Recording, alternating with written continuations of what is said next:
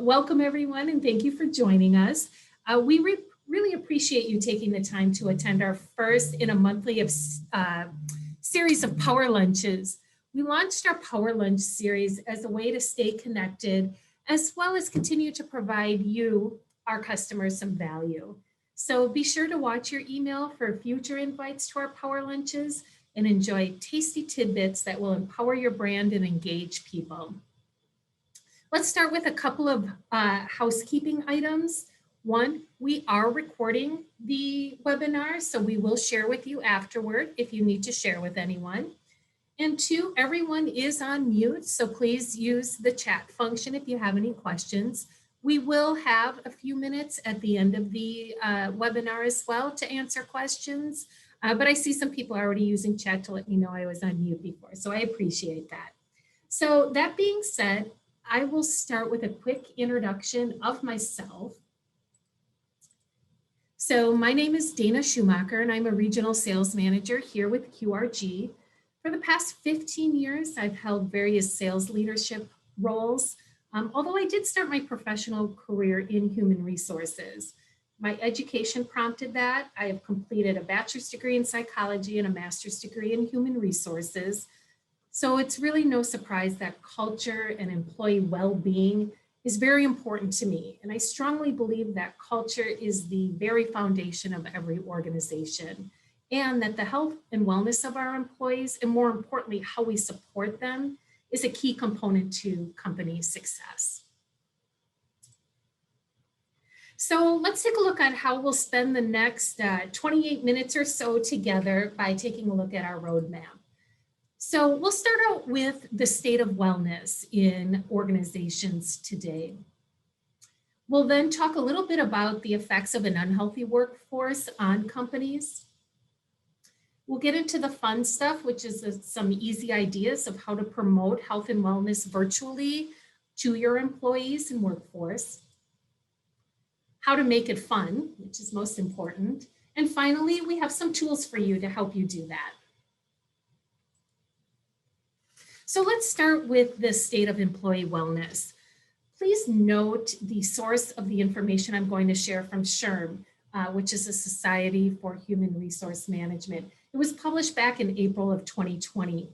I can guarantee that the data would look bleaker today than it did a year ago, thanks to COVID. But SHRM found that nearly 1 in 4 employees feel depressed. Over 40% are dealing with exhaustion. More than 1 in 5 have trouble concentrating. Over 40% struggle with work-family balance. This is one that I think is much higher now if you've had to experience almost a year now of virtual learning. Over a third have a lack of energy. And so what does that result in? Well, that results in a workforce that is stressed, dealing with weight gain. I don't know anybody who's lost weight during COVID, developing poor eating habits, lack of exercise, maybe your gym closed and it's hard to get back in the routine, and depression. So what type of impact does that have on organizations? Obviously, low productivity. If people aren't feeling their best, they're not working their best. Poor morale, and kind of tied to that is strained relationships. When people are stressed and on edge, they tend to take it out maybe on their coworkers or other teams. So there can be a lot of headbutting within departments and companies. More workplace accidents. People are tired. People are not focused. And when they are stressed, more workplace accidents happen. Higher medical and pharmacy benefit claims. It's hard to get in to see a doctor today. So a lot of people may be accessing urgent care or hospital ER rooms for their medical care, which will result in higher medical claims. And then as we continue to have unhealthy habits, might need to introduce more medications to manage those. Obviously, more sick days and absenteeism. It may not just be a physical sick day. It might be a mental health day that employees need to take. And there's so much more that is going on with an unhealthy workforce. So I know I'm not painting a very positive picture, but the good news is there are some really simple and fun things you can do to help your employees through these unprecedented times. But first, let's talk about the concept of well-being. And when you think of well-being, physical and probably mental well-being most likely come to mind, but there are other types of well-being that you can help your employees with as well. So obviously there's their physical well-being. But what about their career well-being? Especially over the past year, people have become stressed and anxious about their roles. Maybe your company went through downsizing or salary cuts. That puts stress on just what is my future? What am I doing? Do I have a long-term commitment here at my current company? I did mention mental well-being. An often overlooked one is community well-being. Social distancing and virtual Zoom meetings do not enhance community well-being. We are social creatures. We like to be with others. We've lost our clubs, we've lost our teams, we've lost our sporting events. So really that loss of community also weighs on us. And obviously financial well-being, a lot of uncertainty over the past year. So let's dive into some fun ideas. And as I do this, please note at the bottom of each of the idea screens, there's some icons. And basically these represent the different types of well-being that you can support through this specific idea. So virtual lunch and learns, you can support physical well-being, career well-being, mental well-being, financial well-being, and some tips when you're holding your virtual lunch and learn, as we're doing right now. You want to hold the length of learning to 30 minutes or less. You want people to be able to grab their lunch, sit, listen to the information presented. You don't want to pick a topic that requires a lot of interaction because most people hopefully are eating during that time. Your topics do not need to be relevant to all employees. Don't take a lot of time and stress over that perfect topic that everyone will join. Maybe do a series of lunch and learns over a year where you cover different topics and in the end have something for everyone. Important, test technology before the presentation, especially if you're doing Zoom or Teams. Know how many seats you have available through your license. You don't want to be a company of 200 employees, but your licenses only allowed 100 attendees, and then number 101 and after can't get in.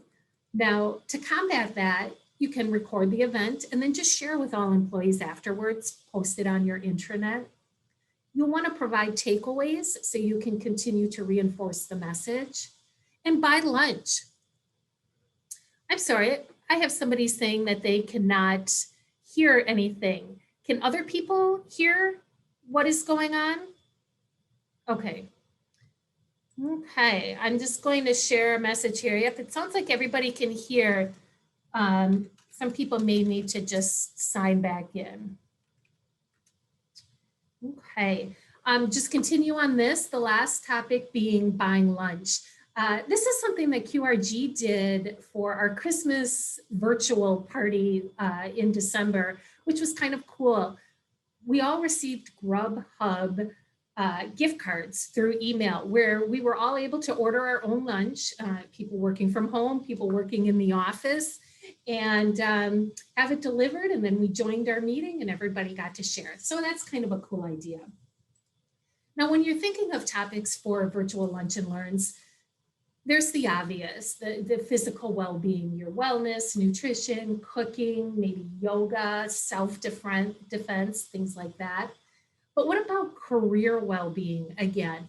What about cross-training or product training? I really love the idea of cross-training or doing a day in the life of a department.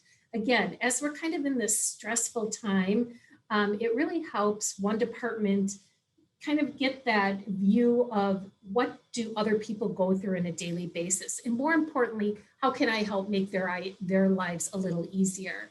Maybe you're launching a new product. It would be a great thing to do product training.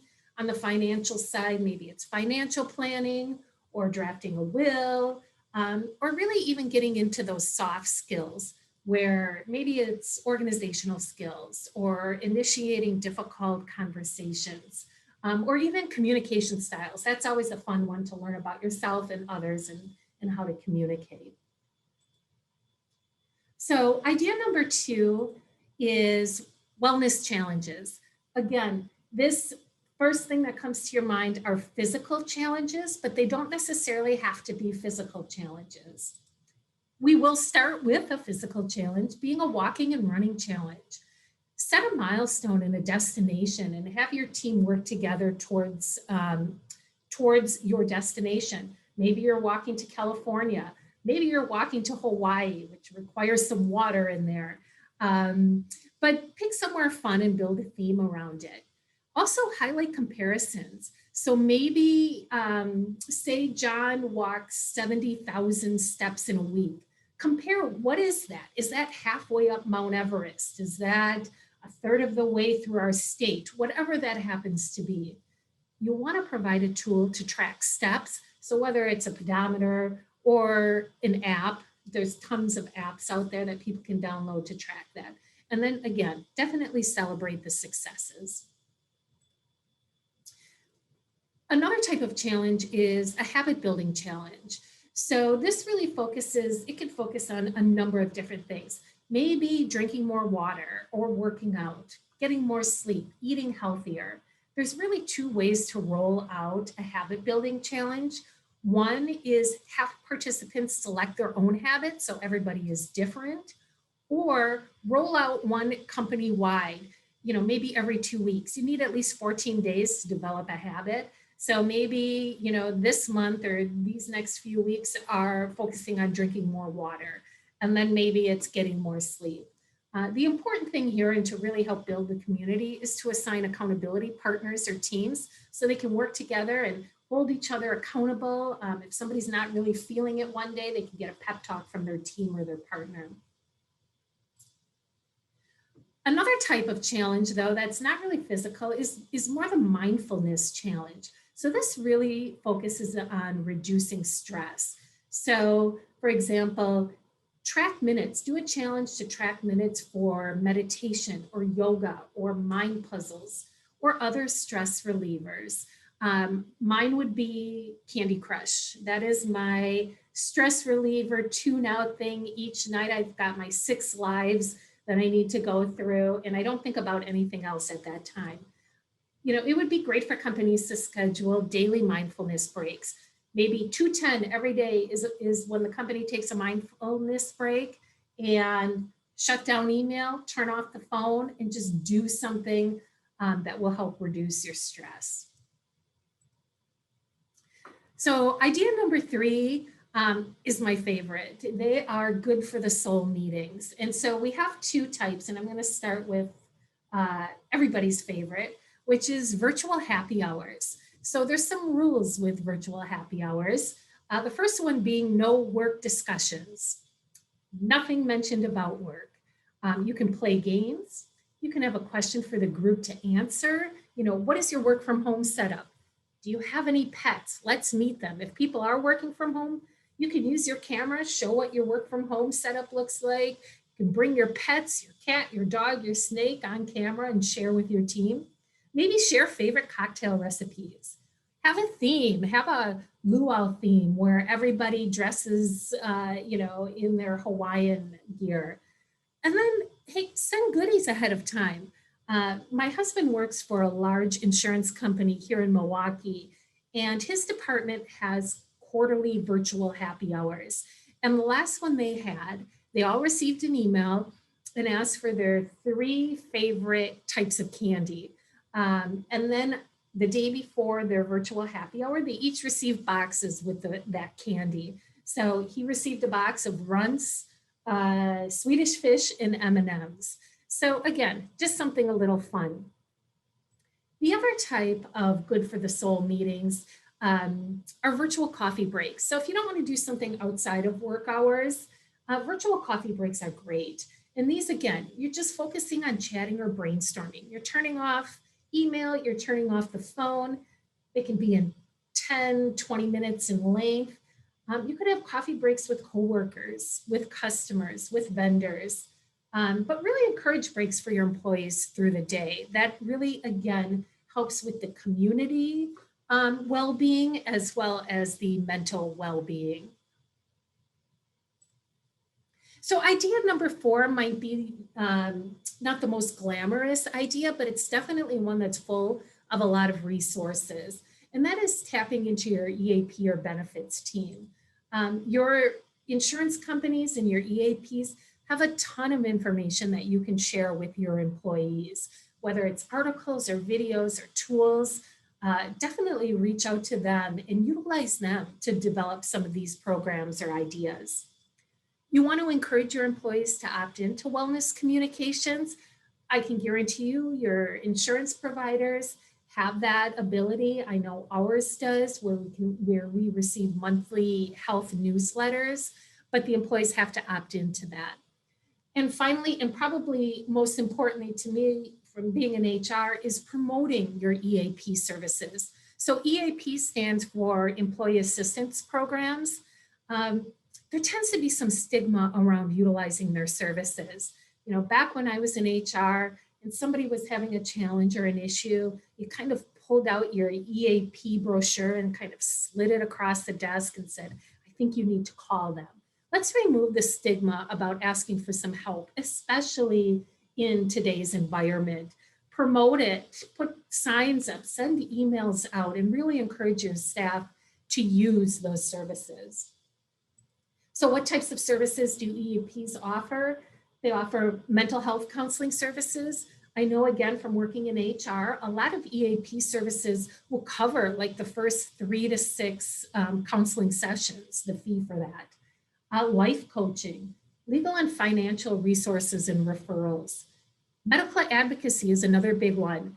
If your partner or your parent is dealing with a lot of medical issues, reach out to the EAP for support, and then follow-up services as well.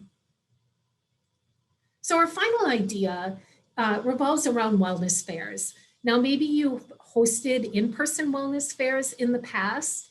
It is possible to do a virtual wellness fair as well. And there's actually a few advantages of doing a virtual wellness fair over an in-person wellness fair. So a wellness fair in general shows your employees you care about their well-being. But if you do it in a virtual environment, it allows you to reach all employees regardless of their location. So maybe you have multiple locations, and instead of having to plan an event at each location, you can reach everybody at once. It's definitely more cost effective than a live event. You're not paying for space. You are not providing food or lunch or things like that. It's convenient for employees. And employees, again, being virtually can involve their families as well. So in terms of setting up a virtual wellness fair, there's a couple of routes. There's definitely technology platforms out there that are available that will set everything up for you. There obviously is some investment to that. The other way to do that is just to host a series of Zoom or Teams meetings and record them. So individuals can attend them live and ask questions of the speaker, or if you have the recorded versions, put them up on your intranet, and then people can visit them as they have the time. So some of the booth ideas for a virtual wellness fair: definitely tap into your benefits representative, your 401k and your EAP representatives. Ergonomics is a huge one, especially right now. I think so many people are working from home and sitting in chairs for 8-9 hours a day that were not designed to be sat in for 8 to 9 hours a day. So that's a big one. Nutrition, obviously, meditation and relaxation, tobacco awareness, first aid, and emergency preparedness. And this one kind of makes me chuckle at the end. I mean, when we've talked about emergency preparedness anytime before the past year, it was always make sure you have, your flashlight and batteries and food and first aid kit and things like that. And now when I think of emergency preparedness, all I think about is toilet paper and Clorox wipes. So 2 new things to add to your emergency preparedness kits. So now we've gone over a few ideas. Now let's talk about how you can make it fun. So you really don't need to have a large budget to implement employee well-being activities. Here's some examples that are well under $5, but are nevertheless fun and engaging. So we have things like jump ropes and your grippers and your workout bands, even pedometers. If you're talking about mental well-being, stress balls make a lot of sense. Or there's I can't remember what it's called. It's like brain putty that people can squeeze, and again, kind of a stress reliever. Or what about a doodle inspiration? Adult coloring books are huge right now. That's a great mindfulness activity. Maybe you're going to do a water challenge, a water drinking challenge. A branded water bottle makes perfect sense in that situation. If you're looking for ideas that are a step up in quality and perceived value, maybe consider products like these. So you have again, a water bottle, but maybe it's a filtered water bottle, or you have a water bottle carrier that comes with a pedometer with a light on it. So if people are walking at night, they'll be spotted. Health and fitness journals for tracking their progress. This right here is a bento box. So that's great for lunch and learns. People can prepare their lunch and have it ready to join you in their lunch and learn. Now, if you're looking to make a big impression and really launch with a bang, here are more grand, fun ideas that you can launch. You could do a whole workout kit, all the different tension bands and mat. This right here is a neck massager. Wouldn't that feel great sitting at your desk?